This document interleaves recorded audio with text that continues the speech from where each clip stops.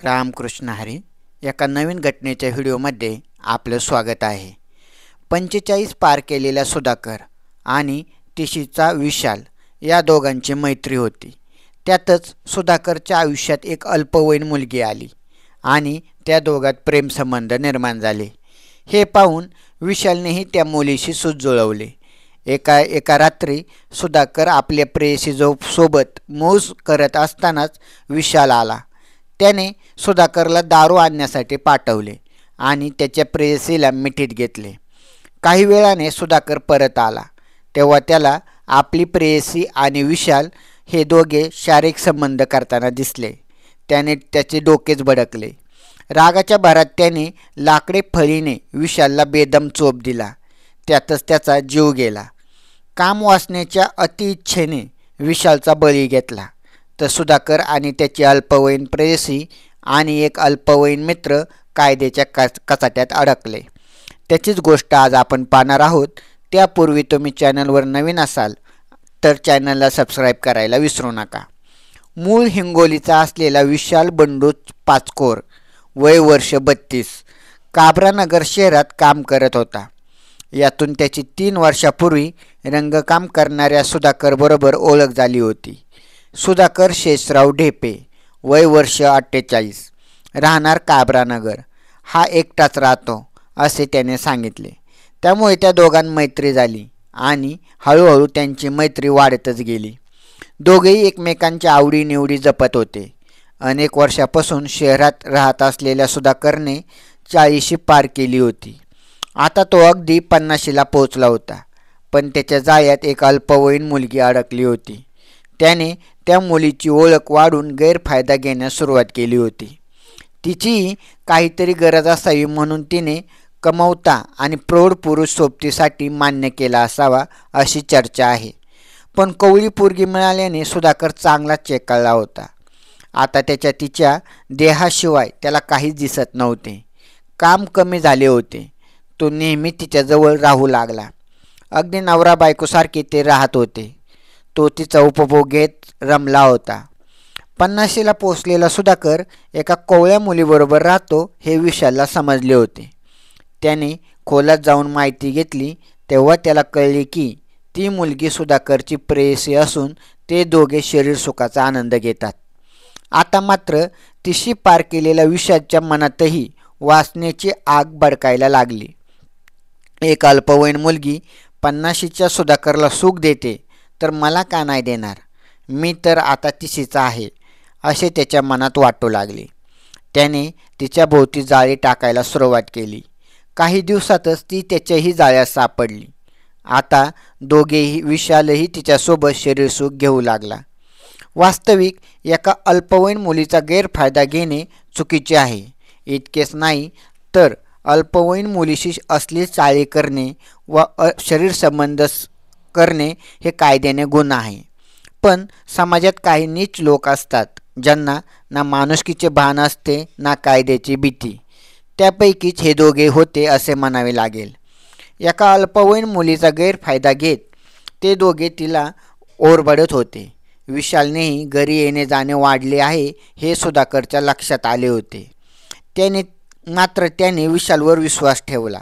तो आपला मित्र आहे, तो काही चुकीचे वागणार नाही अशी त्याची भावना होती. सुधाकरला शंकाही आली नव्हती की विशालने त्याच्या प्रेयसीसोबत सूत जमवले आहे. मैत्रीचा विश्वासघात करून त्याने आपली प्रेयसी भोगण्यास सुरुवात केली आहे. दिवसामागून दिवस जात होते. वासनेचा आणि विश्वासघाताचा खेळ सुरूच होता. हिवाळ्याचे दिवस होते पण पावसाने धुमाकूळ घातला होता. कामही कमी झाले होते. त्यामुळे घरात बसून राहण्याशिवाय पर्याय नव्हता. गार वारा, रिकामा वेळ आणि सोबती एक कवळी प्रेयसी. मग सुधाकरच्या भावना उत्तेजित व्हायला वेळ लागला नव्हता. दारूचेच गुटके घेत की त्याला वासना उफाळून येत होती आणि तो आपल्या प्रेयसीचा मनसोक्त उपभोग घेत होता. तो दिवसही असाच मजेत गेला होता. सायंकाळी दारूचा पोटात ढकलून सुधाकरने जेवण खाणे आटोपले. रात्रीचा काळोख वाढला तशी थंडी वाढली. तसा प्रेयसीच्या कुशीत शिरला. तिथला मुलायम स्पर्श त्याला उत्तेजित करत होता. काही वेळातच प्रणयाचा रंग चढला. चुंबन, आलिंगन, देहमर्दन दोघेही तापले होते. वासना तुफान बनली होती. इतक्यात दारावर थाप पडली. दोघेही थबकले. त्यावेळी कोणाचाच रंगाचा भंग झाला करावयास आला या विचाराने वैतागलेल्या सुधाकरने दरवाजा उघडला तर दारात विशाल उभा होता. मित्रच असल्यामुळे सुधाकरने त्याला घरात घेतले. रात्रीचे 11 वाजले होते. इतके तिकडचे बोलणे झाले तेव्हा विशालने सुधाकरजवळ दारू पिण्याची इच्छा व्यक्त केली. सुधाकर नाईलाजाने तयार झाला तर त्याच्या प्रेयसीच्या चेहऱ्यावर नाराजी स्पष्ट दिसत होती. पण मैत्रीपुढे सुधाकरने शरीरसुख थोडा वेळ बाजूला सारले आणि मित्राबरोबर दारू पिण्याचे मान्य केले. तेव्हा प्रेयसी म्हणाली, इतक्या रात्री मी एकटीच घरात थांबू का? त्यावर विशाल म्हणाला, मी थंडीत गारठून आलो आहे, मी थांबतो. सुधाकर दारू घेऊन येईल. त्यावर सुधाकरने मान डोलावली. जायचे आणि दारू घेऊन 10-15 मिनिटात परत यायचे. तोपर्यंत ते दोघे बोलत बसतील असा विचार करून सुधाकर घरातून बाहेर पडला. पण तो आपल्या मित्राजवळ आपली वासनेने उत्तेजित झालेली प्रेयसी सोडून जात होता हे त्याच्या लक्षातच आले नव्हते. इतक्या तिच्यावर आणि मित्रावर विश्वास ठेवला होता, पण त्याच्या विचारात सारखे जग नव्हते. तो घरातून बाहेर पडताच विशालने तिला मिठीत आवळून धरले. ती आधीच उत्तेजित झाली होती.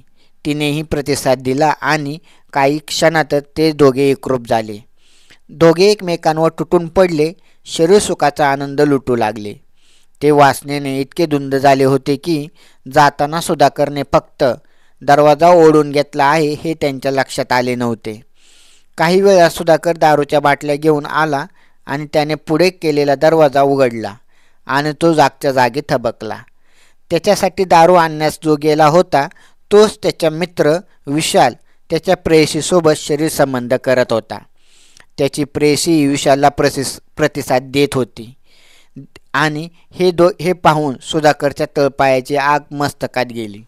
क्षणाचाही विलंब न करता रागाने बेभान झालेल्या सुधाकरने बाजूलाच पडलेली लाकडी फळी उचलली आणि त्याचा जोरदार फटका विशालच्या डोक्यात दिला. एका फटक्यात विशाल कोसळला. चिडलेल्या सुधाकरने एका मागून एक फटके दिले आणि काही वेळातच विशाल रक्तबंबाळ होऊन पडला. त्याची हालचाल थांबली होती. त्याचा श्वास बंद झाल्यानंतर सुधाकरने एका अल्पवयीन मुलाला बोलावून घेतले. तो अल्पवयीन मुलगा आणि अल्पवयीन प्रेयसी यांच्या मदतीने त्याने विशालला रस्त्यावर ओढत नेऊन टाकून दिले. तेव्हा रात्रीचे 1 वाजले होते. ते सगळे घरात जाऊन झोपले. इकडे मध्यरात्री 2 वाजता रस्त्यावर गंभीर जखमी झालेला तरुण पडल्याचे काही लोकांना दिसले. त्या लोकांनी तातडीने 108 रुग्णवाहिकेला कळवले. रुग्णवाहिकेतून त्याला घाटी रुग्णालयात नेण्यात आले. रुग्णालयाने जवाहरलाल नेहरू पोलिसांना या घटनेची माहिती दिली. त्या तरुणाचा अपघाती मृत्यू झाल्याचे प्रथमदर्शनी सांगण्यात आले होते. मात्र वैद्यकीय तपासणीत अंगावर जखमा असल्याने संशय बळावला. सहाय्यक पोलीस आयुक्त मनीषा कल्याणकर आणि इतर पोलिसांनी डॉक्टरांनी डोक्याला गंभीर जखम झाल्याचे पोलिसांना सांगितले. एकूणच प्रकरण संशयास्पद असल्याने पोलीस तपासाची चक्रे फिरू लागली. तो तरुण जखमी अवस्थेत सापडला. त्या परिसरातील CCTV कॅमेरे तपासण्यात आले असता त्यामध्ये मध्यरात्रीच्या सुमारास 3 जण त्या तरुणाला ओढत आणून रस्त्यावर टाकून जाताना दिसले होते. त्या तिघातील एक होता सुधाकर. हे देखील स्थानिकांनी ओळखले. ओळख पटताच पोलिसांनी सुधाकरचे घर गाठले. तेव्हा तो आणि त्याची मैत्रीण घरातच होते. बारकाईने पाहिल्यावर फरशी फुटलेली होती. तरी फरशीवर रक्ताचे डाग आढळले. रक्त पुसलेल्या कापडालाही सापडल्यामुळे पोलिसांनी तातडीने हालचाल करत त्या दोघांना ताब्यात घेऊन पोलीस ठाण्यात आणले. चौकशीत दोघांनी त्याच्या कृत्याचा पाडा वाचला आणि हत्येचा उलगडा झाला. आता विशाल एकटाच या शहरात राहत होता. मृत्यूनंतर त्याचा मोबाईल देखील सापडला नाही. परिणामी ओळख पटल्यानंतरही पोलिसांना त्याच्या कुटुंबियाशी संपर्क होईना. त्यामुळे मंगळवारी सायंकाळी सरकारतर्फे फिर्यादी होत अंमलदार विनोद बनकर याच्या तक्रारीवरून गुन्हा दाखल करण्यात आला. रात्री उशिरा विशालचे नातेवाईक शहरात आले. जवाहरनगर पोलिसांनी मारेकरी सुधाकर डेपे वय वर्ष 48 याच्यासह एक अल्पवयीन मुलगा आणि मैत्रिणीला ताब्यात घेतल्याने सहाय्यक पोलीस आयुक्त यांनी सांगितले. मृताच्या शरीरावर मारहाणीच्या गंभीर जखमा असल्याने जवाहरनगर पोलिसांना संशय आला. पोलिसांनी CCTV कॅमेऱ्याचे फुटेज तपासले तेव्हा त्यामध्ये फुटेजमध्ये 2 व्यक्ती मृतदेह ओढून नेत असल्याचे त्यांना दिसून आल्यामुळे ह्या खुनाचा उलगडा खूप लवकर झाला. तर अशा प्रकारे एका मित्रांवर विश्वास ठेवून आणि मैत्रिणीवर विश्वास ठेवून कशा प्रकारे यांच्या सुखी संसाराचा अफरातफर झाली हे आपण या घटनेच्या माध्यमातून पाहिले. तर ह्या अशा प्रकारच्या घटना ऐकण्यासाठी चॅनलला सबस्क्राईब करायला विसरू नका. रामकृष्ण हरी.